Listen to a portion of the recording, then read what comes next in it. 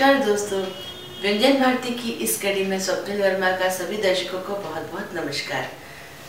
आज हम आंवले का मुरब्बा बनाने जा रहे हैं। आंवले का मुरब्बा हम आपको एक कड़ी में पहले भी सिखा चुके हैं। वहाँ हमने साबित आंवले का मुरब्बा बनाया था और उसे बनाने में थोड़ा वक्त ज़्यादा लगता है। आज हम आपको सिखाने जा रहे हैं कि आंवले को कद्दूकस करके इसका मुरब्बा कैसे बनाया जा सकता है। ये अपेक्षाकृत थोड़े कम समय में तैयार होता है, तो चलिए देखते हैं कैसे बनता है कद्दूकस किए आंवले का मुरब्बा। किसे हुए आंवले का मुरब्बा बनाने के लिए हमने 1 किलो आंवला लिया है और उसे इस तरीके से कद्दूकस करके रख लिया है और हमने 1 किलो चीनी ली है। हमने सारे आंवले को एक गहरे बर्तन में, जैसे कि हमने आज यहाँ पर प्रेशर कुकर का इस्तेमाल किया है, उसमें डाल दिया है। ध्यान रखें कि मुरब्बा पकाने के लिए जो बर्तन आप इस्तेमाल करते हैं वो थोड़ा गहरा होना चाहिए और मोटे तले का होना चाहिए। और अब हम इसमें डालेंगे 1 किलो चीनी और इसमें हम डालेंगे 1 कप पानी। मुरब्बे को पकाने के लिए अब हमने इसे गैस पे चढ़ा दिया है और आंच इसकी हमें मीडियम हाई रखनी है, ना बहुत धीमी ना बहुत तेज। और अभी हमें सिर्फ इसकी चीनी मेल्ट करनी है और एक बॉईल देना है। लगभग 10-15 मिनट के बाद आप देख सकते हैं कि चीनी पूरी तरह से पिघल चुकी है और ये इसमें उबाल आने शुरू हो गए हैं। तो बस अब हम इसे बंद कर देते हैं। अब एक परात में थोड़ा सा पानी डाल लें और उसमें इस कुकर को हमें रखना है इस तरीके से। इससे ये फ़ायदा होता है कि कुकिंग इसकी थोड़ी सी स्टॉप हो जाती है, नीचे से कुकर थोड़ा ठंडा हो जाता है। और अब इसके बाद हम इसके ढक्कन को लगा देंगे। सीटी हमने इसकी निकाल रखी है, इस वक्त हमें सीटी नहीं लगानी है। इस तरीके से इसका ढक्कन लगा के हम रखेंगे और जब तक ये पूरी तरह से ठंडा नहीं हो जाता है उससे पहले हम इसकी दोबारा कुकिंग नहीं शुरू करेंगे। तो इसमें कम से कम 5 से 6 घंटे का वक्त लगेगा। अब ये पूरी तरह से ठंडा हो गया है और जिस थाल पे हमने रखा था पानी में, इसमें से हमने इसे निकाल लिया है। अब हमने इसे फिर से पकने के लिए गैस पे चढ़ा दिया है। ये मुरब्बा फिर से थोड़ा थोड़ा पकना शुरू हो गया है और चाशनी आप देख सकते हैं काफ़ी पतली थी, लेकिन हमने इसे ठंडा होने दिया है तो इस वक्त थोड़ी सी गाढ़ी हो चुकी है। लेकिन अब ये फिर से पकेगी और फिर थोड़ी पतली होगी। आंवला भी मैं आपको दिखाती हूँ। ये देखिए, जो हमने बारीक इसके टुकड़े कद्दूकस किए हैं, इसमें रस भरना अब शुरू हो गया है, नज़र आ रहा है इसमें। तो बस अभी हम इसे एक बार फिर से 10 मिनट के लिए पकाएंगे। इसे पकाते हुए मुझे 10 मिनट हो चुके हैं, तो एक बार फिर से मैं इसकी कुकिंग को स्टॉप कर देती हूँ और गैस बंद कर देती हूँ। एक बार फिर से एक थाल जिसमें कि हमने थोड़ा पानी डाल दिया है, उसमें इस कुकर को रख देते हैं और इसका लिड लगा देते हैं और एक बार फिर से इसे हमें पूरा ठंडा होने तक वेट करना पड़ेगा।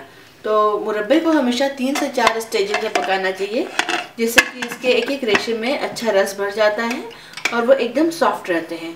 अगर लगातार एक ही बार में पकाने की हम कोशिश करेंगे तो हमारा मुरब्बा जो है वो चूई हो जाएगा, बहुत सॉफ्ट नहीं रहेगा और इसके रेशे जो है वो खट्टे हो जाएंगे। अब ये पूरी तरह से ठंडा हो चुका है और अब हमें इसकी फाइनल स्टेज की कुकिंग करनी है। अब एक बार हमने इसे फिर से पकाना शुरू कर दिया है, गैस पे चढ़ा दिया है और अब हमें इसे बहुत ध्यान से पकाना है क्योंकि ये बहुत जल्दी पक जाएगा। लगभग 6-7 मिनट मुझे इसे पकाते हुए हो गए हैं और आंच मैंने लगातार धीमी रखी है और अब इसमें बॉयल आने शुरू हो गए, हम देख सकते हैं। और अब हमें इसे तब तक पकाना है जब तक कि चाशनी थोड़ी सी चिपचिपी नहीं हो जाती। लगभग 6-7 मिनट मैंने इसे और पकाया है और अब ये तैयार हो ही गया है। आप देख सकते हैं कि आंवले ने ज़्यादातर चाशनी अपने अंदर एब्जॉर्ब कर ली है और जो चाशनी बची है उसको भी एक बार हम टेस्ट कर लेते हैं। इसको चेक करने के लिए हम थोड़ी सी चाशनी को ठंडे होने का वेट करना पड़ेगा, बहुत गर्म है ये। और इसको थोड़ा सा ऐसे उंगलियों के बीच रख के देखिए, चिपचिपी हो जानी चाहिए। तो अब ये चिपचिपी चाशनी तैयार हो रही है, तो अब हम इसे पकाना बंद कर देते हैं और इसके पूरे तरह से ठंडा होने का वेट करते हैं। और ठंडी होने के बाद हम देखेंगे कि ये चाशनी पूरी तरह से सेट हो जाएगी। अब एक बार फिर हम इसे एक थाली जिसमें हमने थोड़ा पानी डाला है उसमें इस बर्तन को रख देते हैं और फिलहाल हम इसे खुला रखेंगे ताकि ये थोड़ा ठंडा हो जाए। और एक बार ये जब ठंडा हो जाएगा थोड़ा सा, तो हम इसके ऊपर एक कपड़ा ढक देंगे। अब ये थोड़ा सा ठंडा हो गया है, लगभग 1 घंटे बीत चुके हैं और अब हम इसे कपड़े से ढक देंगे और इसी तरह से इसको एक पानी की थाल में हमें रखना होगा, क्योंकि इसे पूरी तरह से ठंडा होने में करीब 5 से 6 घंटे का समय लगता है। और आप चाहे तो इसे ओवरनाइट भी छोड़ सकते हैं। अगर आपने रात तक बना लिया है इसे तो रात भर के लिए छोड़ सकते हैं।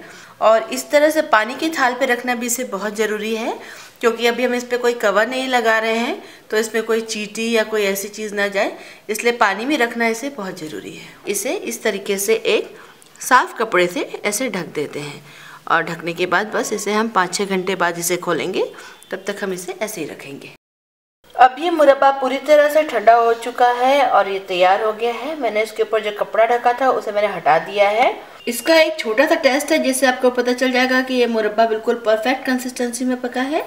उसके लिए जिस बर्तन में आपने पकाया उसको इस तरीके से थोड़ा सा स्लांट करें और आप देख सकते हैं कि ये सारा मुरब्बा एक साथ मूव कर रहा है। आप देख सकते हैं ये तली छोड़ रहा है, तो ये बिल्कुल परफेक्ट कंसिस्टेंसी है। और अगर इस तरीके से आपका मुरब्बा नहीं मूव कर रहा है तो इसका मतलब कि थोड़ी सी पकने में कसर रह गई है और कुछ मिनट इसे और पकाने की ज़रूरत है। और मैं आपको थोड़ा सा निकाल के भी दिखाती हूँ कि आप देखिए ये जो चाशनी आप देख रहे थे पकते वक्त थोड़ी सी पतली थी, अभी ठंडा होकर देखिए पूरी तरह से इसके अंदर एब्जॉर्ब हो गई है, गाढ़ी हो चुकी है और ये बिल्कुल तैयार हो चुका है। और इस तरीके से आप मुरब्बा बनाएंगे तो ये लंबे समय तक ख़राब नहीं होता। हालांकि इसमें हमने कोई प्रिजर्वेटिव नहीं डाला है, लेकिन आप बिल्कुल सही कंसिस्टेंसी तक अगर पकाएंगे इसे इस तरह से रुक रुक के तो मुरब्बा ख़राब नहीं होता। और ये आप देख सकते हैं इसके ग्रेन्स कितने रस भरे हैं और ये बहुत सॉफ्ट है और बहुत रसीले हैं और बहुत ही स्वादिष्ट है। तो इसके बाद अब हम इसे एक एयरटाइट कंटेनर में खाली कर लेंगे।